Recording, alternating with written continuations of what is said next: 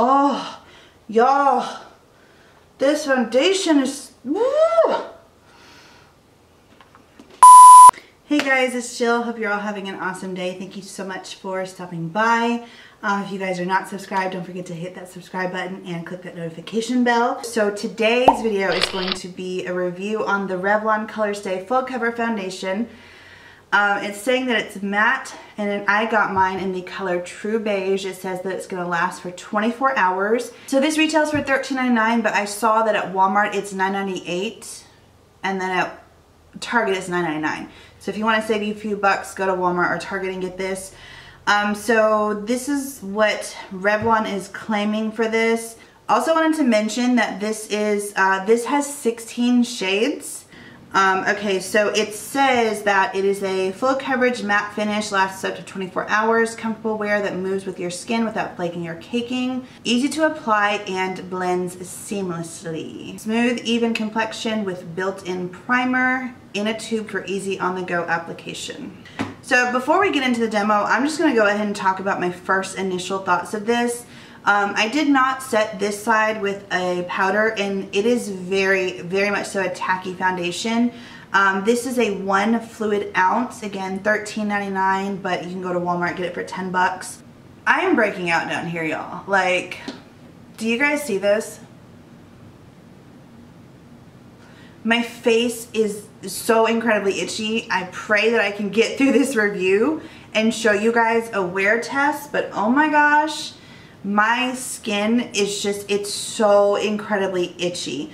I wanted to mention that this is like a moussey, thicker kind of texture. You're definitely gonna feel it on your skin. It definitely feels very heavy, but when I went to blend, it does blend in seamlessly, and it does give a really beautiful finish, especially when I set it on this side. Like, this finish is not as pretty as this finish. And I set this side with the Maybelline Fit Me Loose Finishing Powder. I think that these two are a great combo as far as like the flawlessness. It looks amazing on this side of my skin. And let's just hope we can get through this without breaking out, because like I said, you guys, I am pretty dang itchy. Like around this area. For some reason, it's just really around my nose, my upper lip, and down here. So we'll see, but if you guys want to see the demo and how this applies, then go ahead and keep watching. So I'm going to go in with the IT Cosmetics Bye Bye Pores Primer. I did not want any kind of hydrating primer because this claims that it's matte. And I just want to see if it's matte. So I don't want anything hydrating underneath, so we can truly test and see.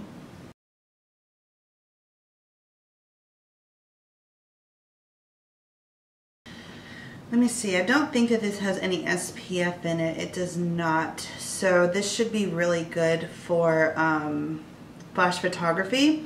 I'm just going to take a little bit on the back of my hand. This is a very thick consistency. It is very moussey. You can see when I blend it out. Do you see that whipped moussey texture? So the texture is, like I said, very moussey, very whipped.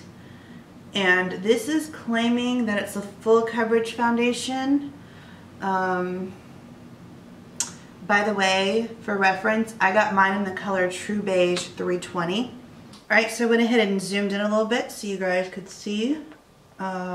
Here we go with a Real Technique sponge, and upon blending I see that it does blend very nicely, very seamlessly, but as you can see, there's marks down here, like acne marks, and it is just not covering them up.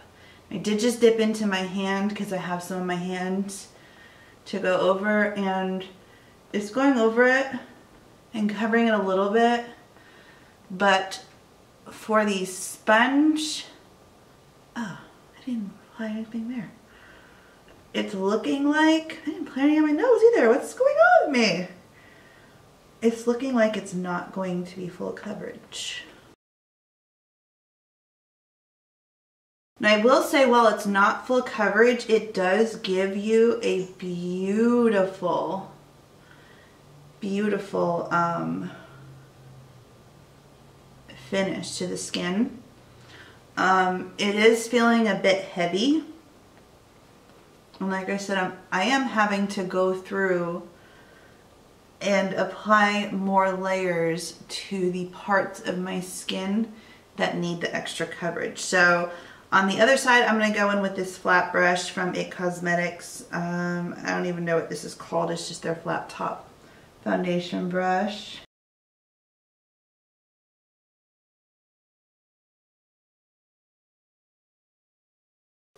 I honestly don't see a difference. Now, when I went in, I used this last night just to kind of apply it. When I went in last night with it, I had it on the back of my hand and I was just dipping and applying. So when I used that technique, the brush definitely gave more coverage. But as I'm looking at it now, they're both pretty much giving the same coverage. I like the finish of the Beauty Blender better on my skin than I do the brush, but I'm gonna go ahead because, like I said, this is not a full coverage concealer. This is not a full coverage foundation like it's claiming. So I'm gonna go ahead and just do the little technique that I did last night and see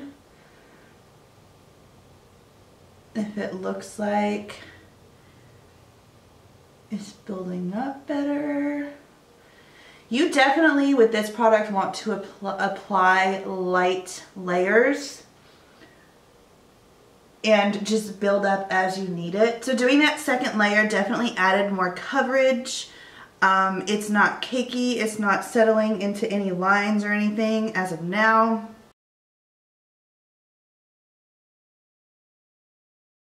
I will say, when you apply it like this and you do it from the back of your hand versus putting it on your skin, directly on your skin, the brush is going to give you a fuller coverage.